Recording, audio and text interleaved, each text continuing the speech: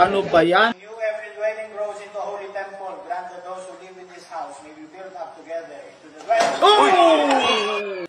Nako, kawawa yung bata.